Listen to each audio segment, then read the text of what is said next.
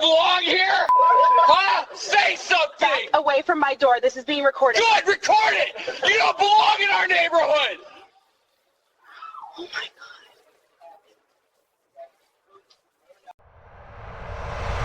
It started with a scream, sharp, frightened, and caught on a Ring camera at 10:47 p.m.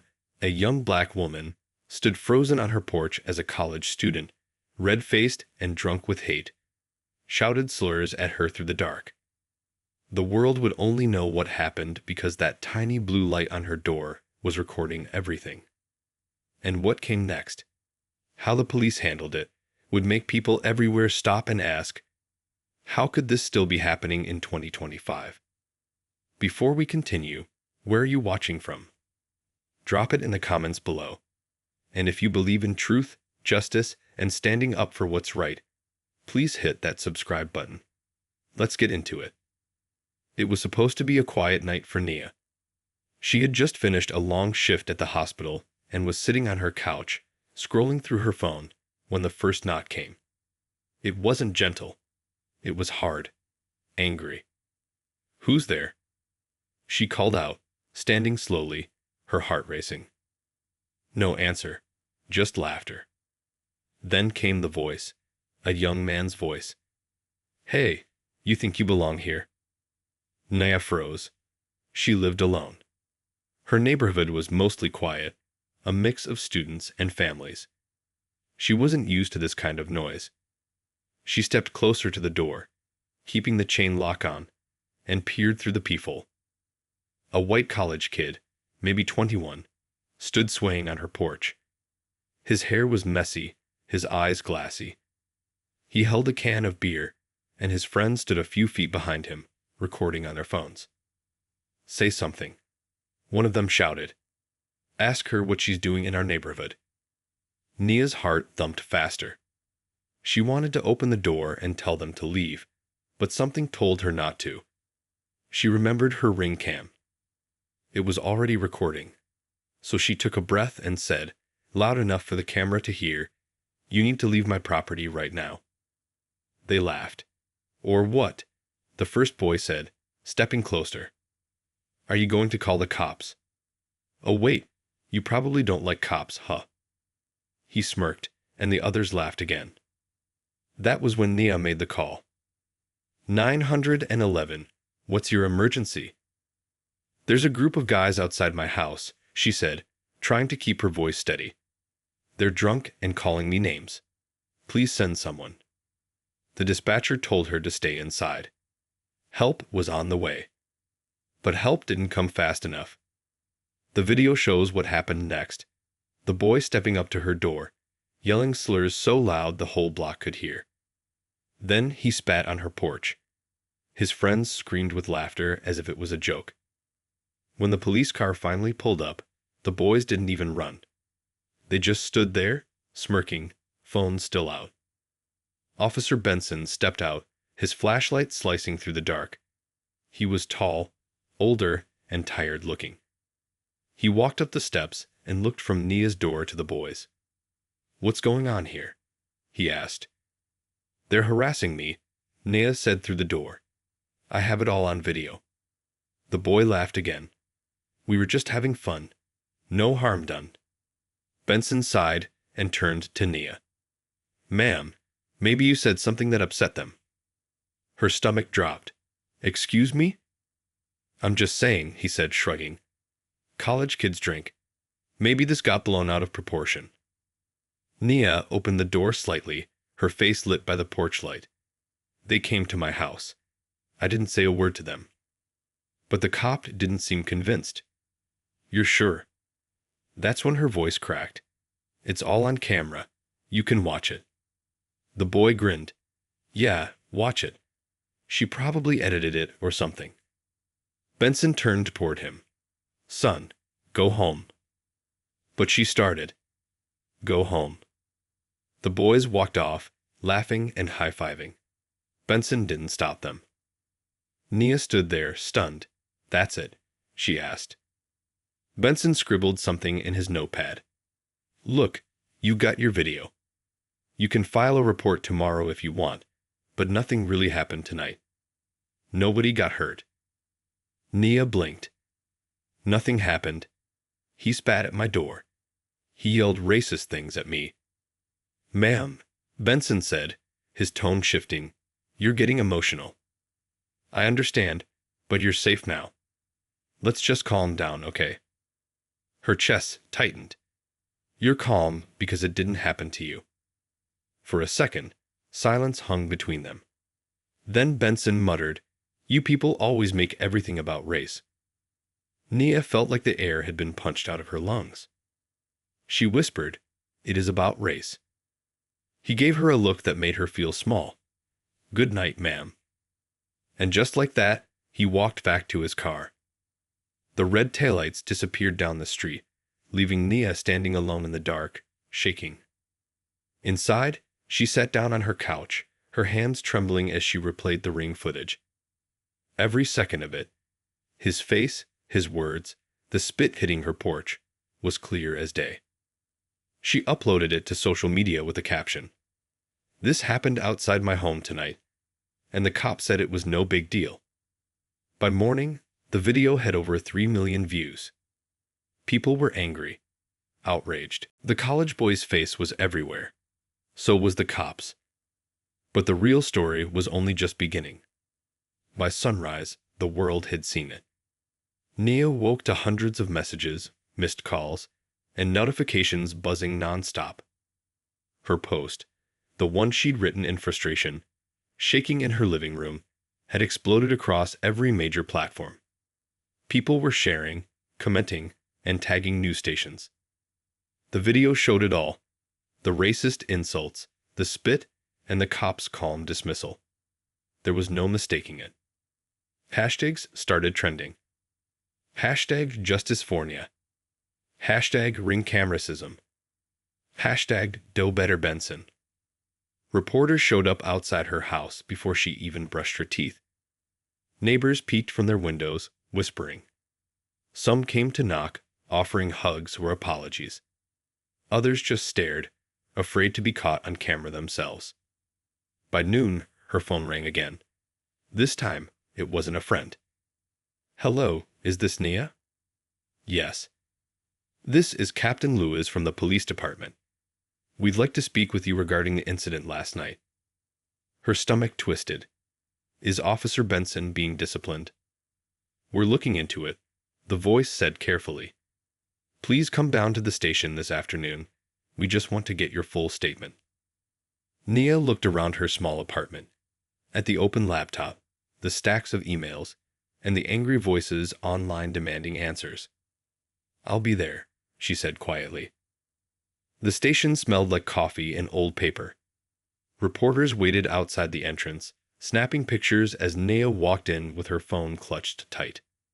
Behind the glass, Benson sat at his desk, pretending to read a file. When he looked up and saw her, his expression hardened. The captain waved her in. Miss Nia, thank you for coming. She sat down. Her hands were cold, but her voice was steady. You've seen the video. Yes, the captain said slowly.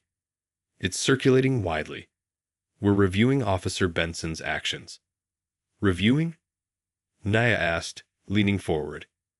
You mean you're deciding whether or not what he said and did was wrong? The captain hesitated. There are procedures we must follow. Benson says you were yelling before he arrived. Nia's jaw dropped. That's not true. He came after everything happened. The video shows it. Benson finally spoke up, his tone flat. Miss, I was trying to calm the situation. You seemed upset, so I told you to relax. I didn't mean anything by it. You told me you people always make things about race, Nia said. He didn't deny it. He just looked down at his hands. Do you understand how that made me feel? She asked quietly. You're supposed to protect me. Instead, you make me feel like I caused it. Benson shrugged slightly. It's been a long week. Maybe I misspoke. Nia stared at him in disbelief. You misspoke? You watched a man spit on my porch and call me names because of my skin, and you did nothing. That's not a misspeak. That's choosing a side. For a moment, silence filled the room. Even the captain looked uneasy. "Miss Nia," the captain finally said, "will be conducting a full investigation. Please allow us to handle this internally." "Internally?" she repeated. "That's what you said when that other woman complained last year, right? I've read about this station." The captain shifted uncomfortably. "Let's stay on topic." "No," she said, standing up. "This is the topic. People like him get away with this because it always gets handled internally. That's not justice." She turned to Benson. "You should have done your job. But you didn't, so I will." And with that, she walked out. Outside, cameras flashed as she exited the station. A reporter stepped forward. "Nia, do you have anything to say?" She stopped and looked directly into the lens. "If you're tired of being told to stay quiet, don't. Record everything. Speak up. That's how we make them listen." Her words hit hard. By the end of the day, the clip of her outside the police station had gone viral too. A local news anchor opened the evening broadcast with, "Greater than the viral Ring camera video from a small college town is sparking national outrage. The police department faces criticism after one officer appeared to downplay the incident, even blaming the victim." At the same time, the college where the student attended released a statement saying they were reviewing the footage and that disciplinary action may be taken. But people didn't want May. They wanted it now. Outside the college gates, students marched with signs that read, "No more excuses. Racism isn't a prank. We stand with Nia." The boy's name, now public, flooded the internet. His social media accounts disappeared overnight, but the screenshots remained. His face became a symbol of arrogance and hate. Meanwhile, Benson faced suspension pending investigation. But that didn't calm the fire. It only made it grow. That night, Nia sat in her living room again, the glow from the TV washing over her face. The same Ring camera that caught her worst night was now being played on every major network. Her best friend called. "You okay?" "I don't know," Nia whispered. "I didn't mean for it to go this far." "You didn't start it. They did. Don't forget that." There was a long pause. Then Nia said, "What if they try to make me look crazy? What if people say I wanted attention?" Her friend sighed. "Then show them the truth again. You've got the evidence. You've got millions of people behind you." Nia nodded. She didn't feel brave yet. But something inside her was changing. Something strong. Something that had been silent for too long. The next day, Benson showed up at her house again. This time, there were no cameras, no reporters, and no backup. Just him in his uniform, standing awkwardly on the sidewalk. She opened the door, but didn't say a word. "I came to apologize," he said quietly. Nia crossed her arms. "Because the department told you to." He hesitated. "No, because I watched that video again. I saw what he said, and I saw myself standing there, doing nothing." She looked at him hard. "You think an apology fixes that?" "No," he admitted, "but maybe it's a start." She wanted to slam the door, to tell him he didn't deserve forgiveness. But she also saw something different in his face. Not pity, not anger, just shame. "I don't forgive you," she said slowly, "but I appreciate that you finally saw it." He nodded. "Fair enough." And then, as he turned to leave, he said, "That kid's been arrested. The DA's charging him with harassment and hate crime violations." Nia's eyes widened. "Really?" "Yeah," he said, almost whispering. "I testified. The footage didn't lie." For the first time since that night, Nia felt the weight on her chest ease just a little. The courthouse was packed. Reporters filled every bench, cameras flashed outside, and the air buzzed with whispers. Everyone wanted to see what would happen, not just because of the boy on trial, but because of what this case had come to mean. Nia sat quietly near the front, dressed in a simple black blazer. Her hands trembled slightly, but her face stayed calm. She wasn't just there for herself anymore. She was there for everyone who had ever been told to calm down when they were hurt. The judge entered, and the room went silent. The student, Ellie, stood beside his lawyer, looking small for the first time. The same face that had once laughed at her through the darkness now looked pale and nervous under the bright lights of justice. State of North Carolina versus Ellie Warren, the clerk announced. Nia took a slow breath. The prosecutor stood up. Your Honor, this is a case about hate. Not misunderstanding, not a mistake, but deliberate harassment based on race. And the proof is undeniable. The video played again on the screen. Every insult, every laugh, every second of Benson standing there doing nothing. It echoed through the courtroom like a bad dream repeating itself. People gasped. Some looked away. Nia didn't. She forced herself to watch. When it ended, the prosecutor turned to the jury. That woman was targeted because of the color of her skin, and the one man who should have protected her looked the other way. All eyes turned to Benson, who sat near the back, out of uniform. He stared at the floor, his face unreadable. When it was her turn to testify, Nia's legs shook as she walked to the stand. But once she spoke, her voice was steady and clear. I didn't post that video for fame, she said. I posted it because if I stayed quiet, he would have done it again to someone else. I wanted people to see what happens when someone like me calls for help and gets blamed instead. The defense lawyer stood up. Miss Nia, my client was intoxicated that night. He didn't intend harm. He's expressed regret. Regret doesn't erase hate, she cut in gently. The lawyer frowned. You're suggesting my client is racist. Nia looked at him, calm and unwavering. I'm suggesting your client needs to learn what respect is. The courtroom murmured. The judge raised a hand. Order. Nia looked over at Benson then. Their eyes met for a moment. He nodded slightly, as if to say, I understand now. Later that day, Benson was called to the stand. Everyone leaned forward. He took a deep breath. I failed that night, he said softly. I saw a crime and didn't treat it like one. I thought keeping the peace meant keeping quiet. I was wrong. The prosecutor asked, What made you change your mind? He paused.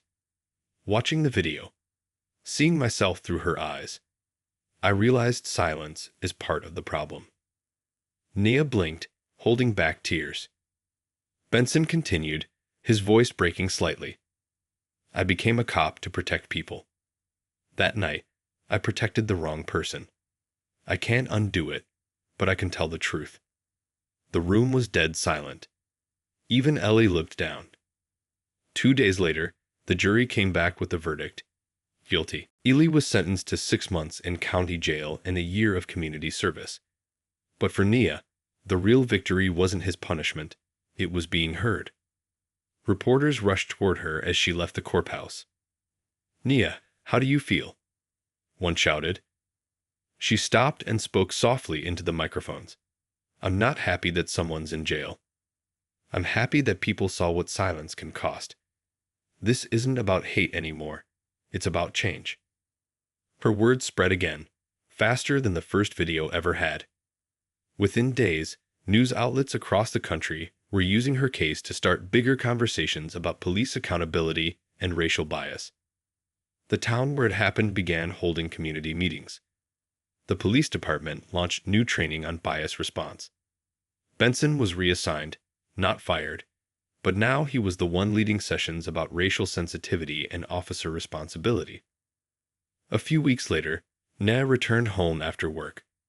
The porch had been cleaned, the walls repainted, and a small plant sat beside the door.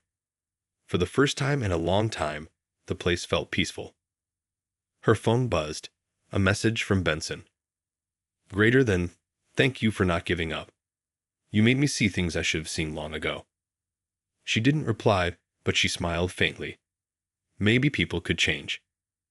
That night, She sat on her couch with a cup of tea and looked at the same Ring camera that had once captured her worst moment. It now stood as proof that one small act, pressing record, could shake an entire system. She turned it toward herself and spoke softly to her viewers. Greater than, to everyone watching this, I just want to say, don't be afraid to speak up. Even when they try to silence you, even when they blame you, the truth always finds its way out. She paused, then smiled. Greater than, so tell me, where are you watching from today? And if you believe justice starts with courage, hit that subscribe button. Because together, we're not just watching, we're changing things. The camera blinked red, recording once again, not fear this time, but hope. And somewhere in that quiet little town, people were finally starting to listen. The end.